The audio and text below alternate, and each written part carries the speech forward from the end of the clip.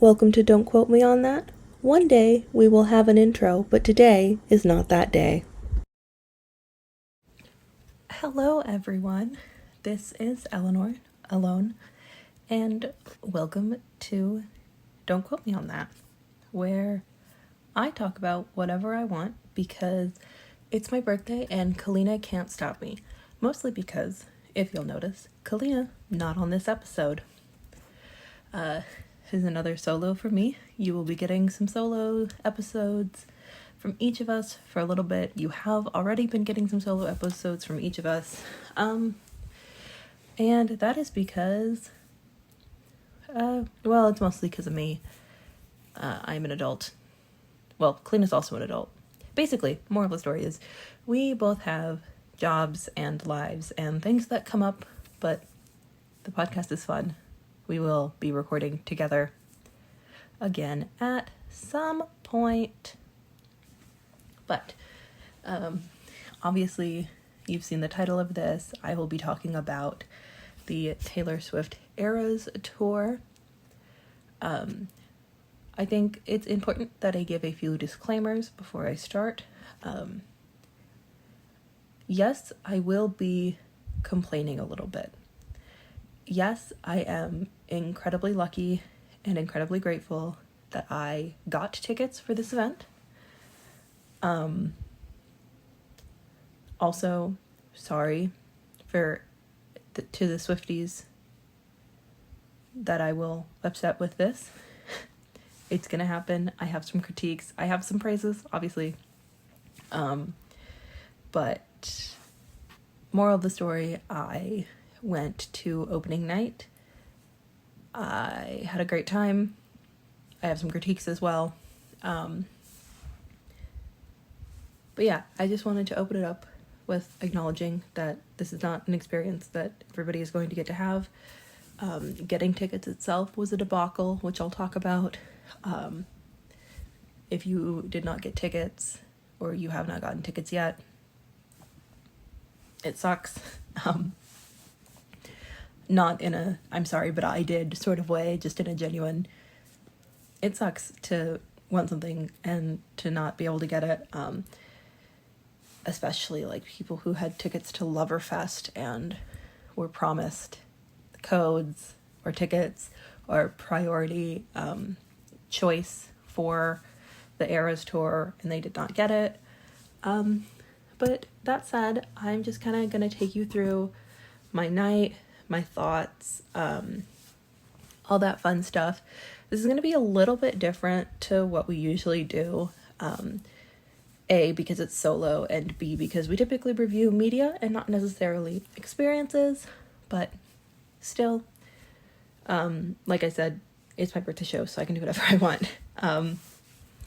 So I think I'll start with kind of my feelings on Taylor Swift.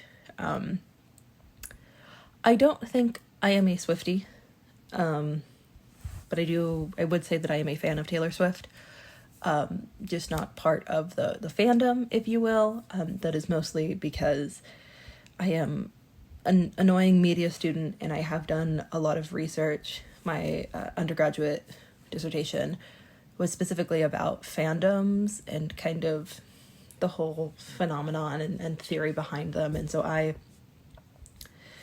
I would struggle self-identifying as a member of the Taylor Swift fandom, mostly because I think people there. Anyway, I'm not going to get into that because that would extend the episode unnecessarily. I am a fan of Taylor Swift. I think she writes amazing songs. I think she is one of the best lyricists around. I think sonically she's also very talented. It's not just her, she worked with the whole team, but very talented. I saw her live twice before the Eras tour. I went to the Red tour and the 1989 tour. I started listening to Taylor Swift, I think around when Red came out. Red, the original version. Maybe a little bit before. Must have been before. Yeah, it was before. It was Speak Now. 'Cause remember, the year it came out, or maybe the year after, for Christmas, I got the Speak Now, like special edition CD, and I was floored. Best Christmas of my life. And then around Reputation, that era, I kind of had just, other music had interested me. So I didn't really, Reputation, I would say, was the last album that I listened to in earnest. Lover, by the time Lover came out, I wasn't really interested in it. But then Folklore came out. Folklore came out, as everybody knows. Maybe not everybody knows. Folklore came out in the pandemic. And I honestly didn't have anything better to do. Most of us did not have anything better to do. Listened to Folklore, loved it. Evermore came out, loved it. Midnights came out, loved it. I have a lot of complicated feelings about the re-recordings and kind of the ethics, not necessarily the ethics, the morality and the motivations behind it. But I think it can be I'm going to generalize a lot on my feelings here, but just I think this is important to acknowledge. I do think if you are the creator of a piece of art, it should be yours. I don't think that's a crazy thing to say.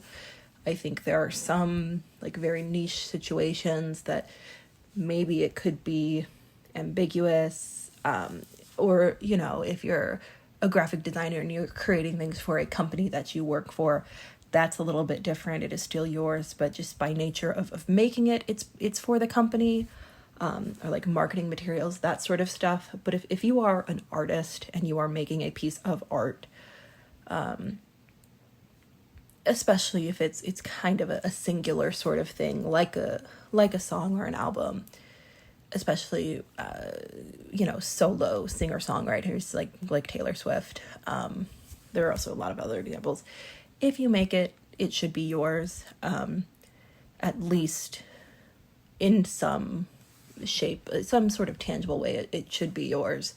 I do think if you are the sole or kind of majority creator of something, kind of the effort you put into it, that's the amount of money you should get out of it, if that makes any sense. I mean, a lot of her songs, she wrote by herself, sang by herself. She should get a majority, or at least a significant portion of the profits. On the other hand, I think a person can have too much money. So I admire her dedication to making her art hers. I think that's important. The monetization of it, I struggle with a little bit more. That said, I did buy it. Well, I pay for Apple Music and downloaded it. It's kind of a similar thing with the Spotify debacle, which I'll be honest, I don't remember all the details, but I don't know. I think I do think greed is a motivator for, not the sole motivator by any means, but I do think that is the motivation for a lot of choices that not just Taylor, any celebrity makes. So it's kind of complicated where, yes, you should own what you make and you should, you know, get the proceeds or the profit of the labor that you put in. But it's also like, you don't need all the money in the world. That said, these are not fully developed thoughts. They're just things that kind of come in the back of my mind. But that's kind of my history with Taylor Swift. I think she's brilliant. I do think she's also very motivated by money, which can't fault her for. A lot of us are, and by just the nature of our society, we have to be. But if you have different thoughts, that is okay. I am not here to try to convince you that you need to feel a certain way about the re-recordings. The moral of the story is I think you should be able to own what you make, and exploitation is never okay. Anyway, getting tickets for the Eras Tour. We'll talk about that now too. So I signed up for pre-sale. I got the code. I hope my boss doesn't listen to this.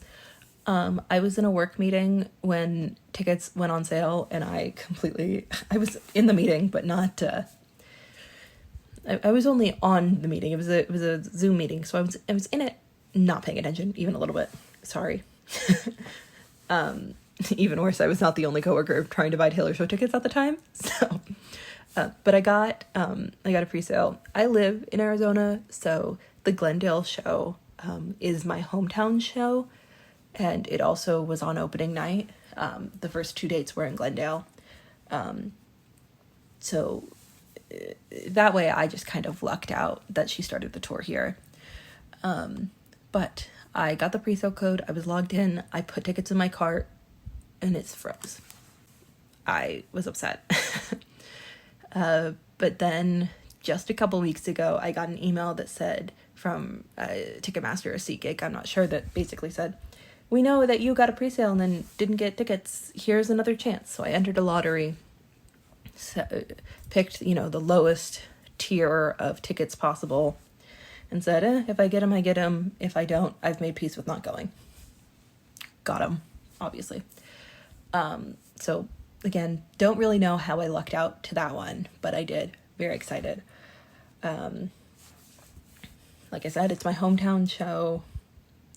I got the tickets for opening night on St. Patrick's Day.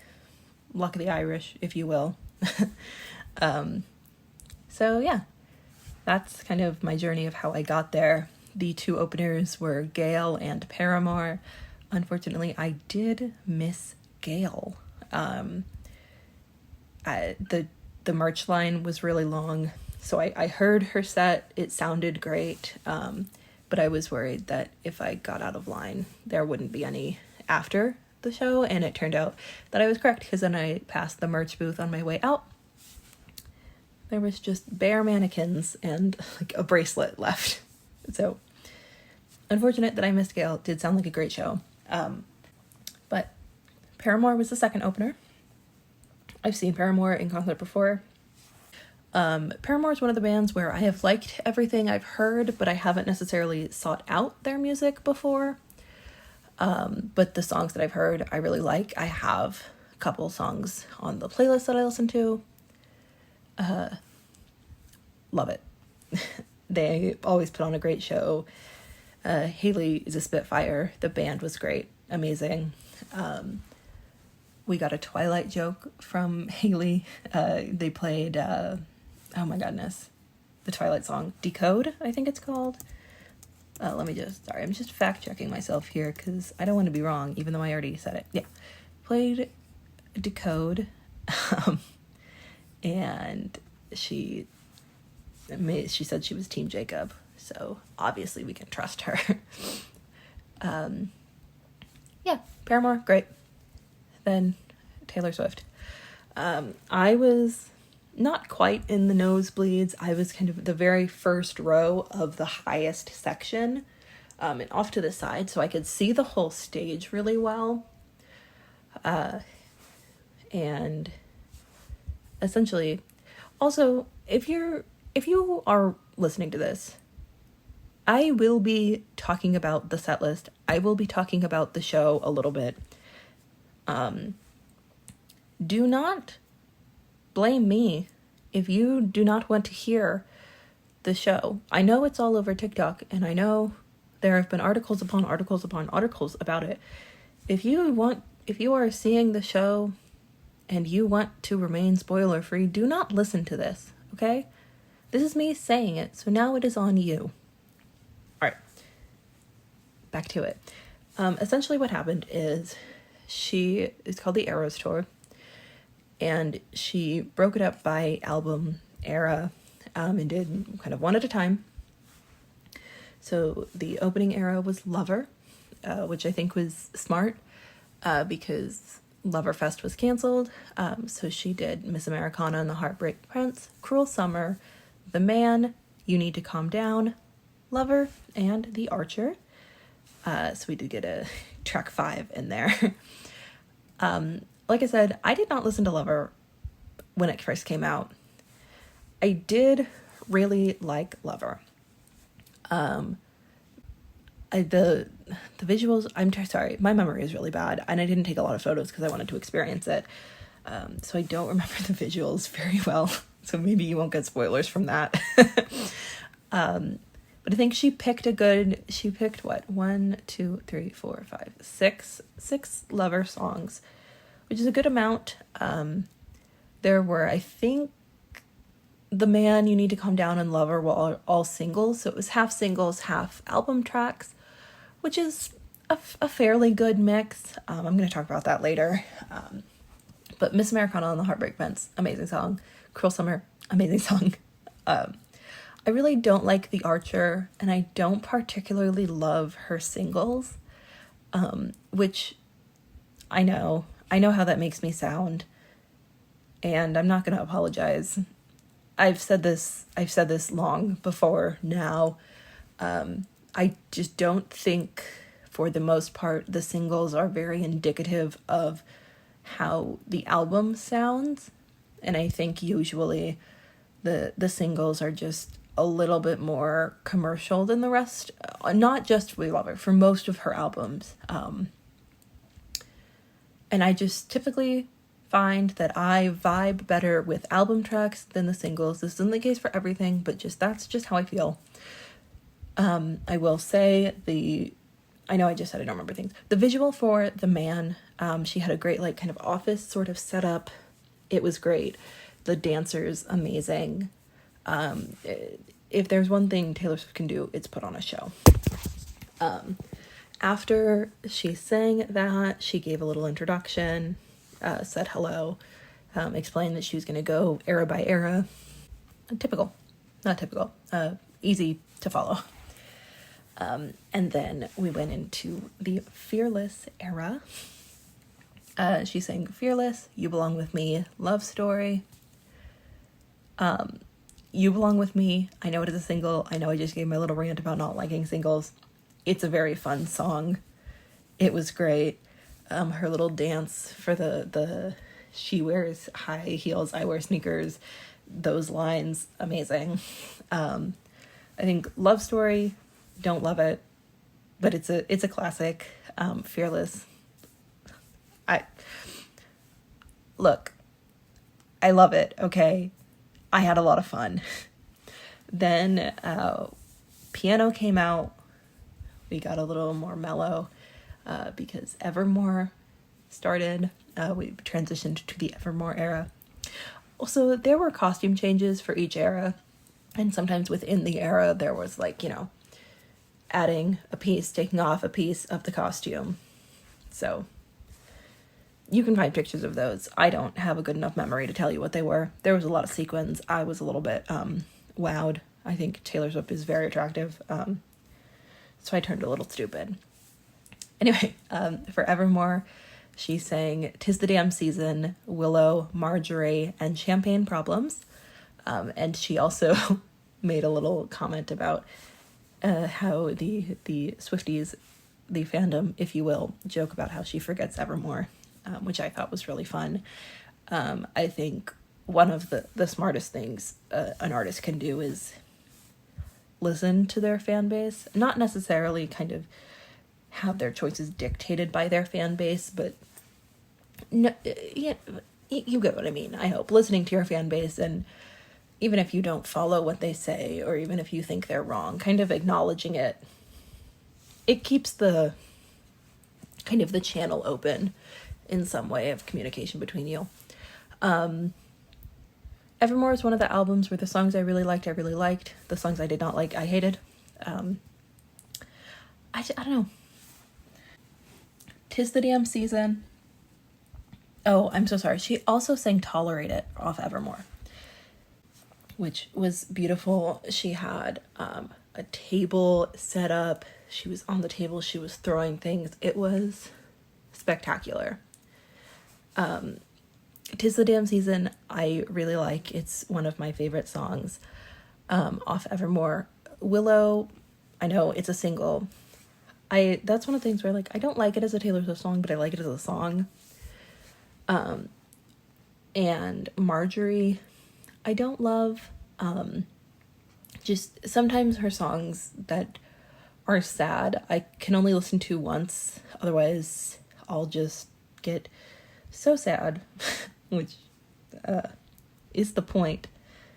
But anyway, Champagne Problems, beautiful. I think we all know Champagne's Problems. Before she sang Champagne Problems, she made a comment about how she's been waiting to sing it live, which I'm sure she has. I'm sure she's been waiting a very long time to sing all of these songs live. And then Tolerate It, just the visuals that went along with Tolerate It were great. And then we went to the Reputation era. The Reputation era is another thing that I have a lot of thoughts on as a whole. We're not going to talk about them here because I have not had enough time to formulate them into a way that I feel comfortable kind of discussing on a public forum. But that said, the visuals of the Reputation era as a whole, amazing. There were snakes, there were dancing, there was... I mean, she just puts on a great show, okay? Even if you don't like Taylor Swift, she puts on a great show. And I think the visuals always match really well with the songs and the era. And I don't know, I just really like it. Sorry, I'm trying to remember. There was one point where she did like a dance in a chair, but I don't think it was here. Anyway, off of Reputation, she sang Ready For It, which... great opener. Delicate, Don't Blame Me and Look What You Made Me Do. Don't Blame Me, Delicate, love it. Delicate's one of my favorite songs off Reputation. And then Look What You Made Me Do. If you've seen the video for it, you can kind of, well, I guess you can't, but the on-stage sort of choreography mimicked the video in some ways, which I thought was really smart because you're kind of getting a very cohesive package. It was just very fun. I think the Reputation area, even though I have a lot of issues with it, it is still very fun. We got one song from Speak Now. She sang Enchanted, which is a good song. I really like Speak Now. I really hope that I know there have been thoughts and theories that she'll be releasing Speak Now during the tour. I don't know if I agree, just because I feel like releasing it releasing it is one thing. I don't think if she releases it, she'll incorporate more songs into the set list, just because I feel like that would be doing a little bit of a disservice to the fans who saw it previously, or the show. Just, I mean, especially if she adds a lot of songs and changing the set list halfway through. I don't know. I wouldn't be very happy if I knew that later dates we're going to get more Speak Now songs. That is mostly because I really like Speak Now songs. So maybe I'm just hoping she doesn't so that I don't feel bad. But still, she sang the one song and then she moved on. She didn't really comment that she was only singing one song. But I know if she had said anything, it would have been Deconstructed 6 Ways to Sunday. So probably a smart move on her part. And then we moved on to Red. Red was almost entirely singles, which I did not love. Actually, it was entirely singles. She sang 22, I guess All Too Well, 10-minute version. Anyway, 22, We Are Never Ever Getting Back Together, I Knew We Were Trouble, and All Too Well, the full 10-minute version. I hated the Red singles. 22, We Are Never Ever Getting Back Together, and I Knew You Were Trouble. They were fun. They were way overplayed. I was sick of them at the time. I was sick of them when Taylor's version came out. I am just a little bit bummed because I really liked the Red era. I really like the album tracks on that song.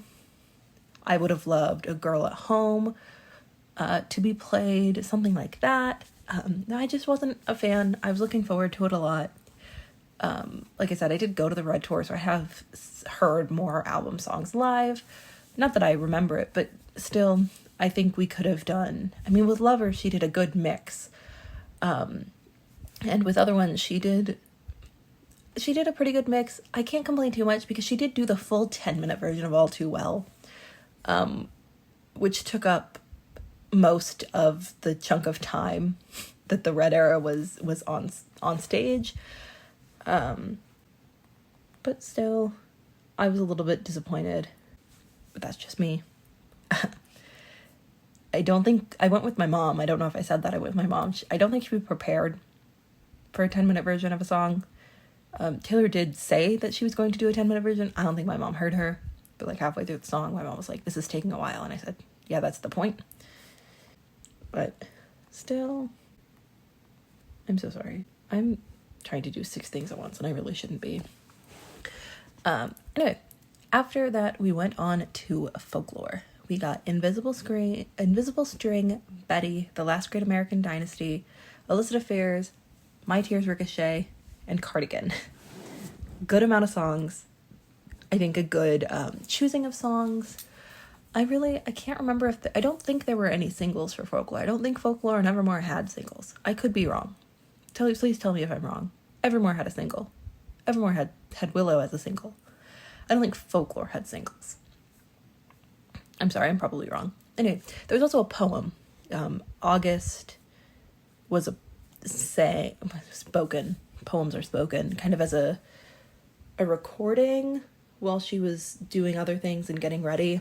There was a little cabin while she sang the songs that she played into the choreography. The Last Great American Dynasty had a really great dance number, amazing costumes. It's just a really fun song. I was a big fan of the folklore section. Yeah, fun was had by all. Also, My Tears Ricochet has my favorite Taylor Swift lyric. It's not my favorite Taylor Swift song, but it has my favorite lyric, where she says, I can go anywhere I want, just not home. The words, the thought, the idea behind it, the concept, the way that it is delivered in the song, I cried like a little baby. And then we moved on to 1989. We got Style, Blank Space, Shake It Off, Wildest Dreams, Bad Blood. Again, very single heavy. I do not like Shake It Off. I know it's supposed to be fun, and it was fun the first time. I'm over it. Bad Blood, I know, is also fun, but still. And then we got a little acoustic moment. I do believe that the acoustic songs will change each set or each date each night. But for mine, we got Mirror Ball, which is from... I'm not going to guess which one it's from. I don't remember. Sorry. It was fun. My outfit, even though I don't like the song Mirror Ball, my outfit was based off of it. Because I'm a poser. But it was fun. I know a lot of people like that song, so there you go. The other acoustic song we got was Tim McGraw, which I thought was an amazing choice for the opening set, to play her first ever song. I just think it's very smart. I think it's a very fun song. It was really nice to kind of hear an older Taylor sing it. And that was the only song we got from Debut, because I do not think I'm sure Debut isn't an era being represented on the Eras tour, which is fair. I also don't know if she owns the Debut album. I don't think she does, but I'm not really the person to ask. I'm not up to date on everything. I do hope that if we ever get a Taylor's version of Picture to Burn, she says gay, just because I think we deserve that. And then we went into Midnights, the last era. We got Lavender Haze, Anti-Hero, Midnight Rain, Vigilante Shit, Bejeweled, Mastermind. Then we ended with Karma. The visuals for this one, amazing. I think it was smart I think we were all kind of I don't know if we were expecting. I was kind of expecting once I learned that she was doing kind of era by era and not intermixing them. I was pretty sure it was going to end with Midnights just because that makes the most sense. Very happy I got to hear Lavender Haze live. Very happy I got to hear Anti-Hero live. Very happy I got to hear Midnight Rain live. Vigilante Shit, not my favorite song. Bejeweled, not my favorite song. Mastermind, not my favorite song. But it was still a lot of fun, okay? And then Karma, ending with Karma, I think was a brilliant choice. It's very high energy. You kind of leave with a bang. I'm pretty sure it's the only song my mother knows off of Midnight, so she had a lot of fun with it. But yeah, I think overall, I said this before, I'm so sorry, this is just me saying the same thing for 30 minutes. She puts on a great show. I saw a TikTok where she was described as a theater kid, and that is very true. She has it very well choreographed. We all had light up bracelets that went like on and off and changed colors and whatnot with the songs that were going. It's just very high energy. I had not great seats, pretty good seats, not great seats. And you still kind of, all of you felt there was a sense that everybody was involved sort of thing. It wasn't like she was only focusing on the floor seats or anything like that, which is good. I think she just knows how to put on a show. Okay, this is her job. She's been doing stadium tours for a long ass time. Just very fun. Okay, I had fun. I like Taylor Swift. I told Kalina I was going to piss off more Swifties with this, and I have a lot more to say about the Taylor Swift fandom, but I just feel like this is not really the time nor the place. It was a good show. I'm very lucky I got to go. I'm very happy I got to go. I had a lot of fun. Outfit changes, amazing. Choreography, amazing. The dancers, something else, okay? Beautiful. I did get merch. I do think it was overpriced. It was equally priced to most shows that I go to, but still a little bit too expensive. And yeah, I don't really have any more to say. Except for, I understand why she wanted to sing a lot of singles and why she chose a lot of singles. I just would have been happier if there were fewer singles on the set list and more album tracks. But again, she did not ask me. My input was not received. She played songs that people knew. She played songs that people liked. That's kind of the point. When you go on tour, when you're trying to fit, 6, 7 albums into 3 hours, you gotta make some tough choices. And unfortunately, I was not in charge of the set list. I should have been. No, I shouldn't. But yeah, thank you if you stuck through this. Yeah, I had a lot of fun, even though I have a lot of comments and snarky things to say. I still had a lot of fun. It'll be very interesting to see if she actually puts out a new album, or not, I guess a new re-record, during the tour, and what that impacts, if anything. I personally don't think, no, maybe I don't not think, I hope that it doesn't impact too much, because I'd be really jealous. Mostly. I know that's awful. But, yeah. Thank you for listening. Hopefully at some point we will be back together, Kalina and I. And let me know in the comments down below if you are going to see the Eras tour. And if you are, what you hope she plays. Thank you. Good night. Thanks for listening. Don't quote me on that. One day we'll have an outro, but it's not today.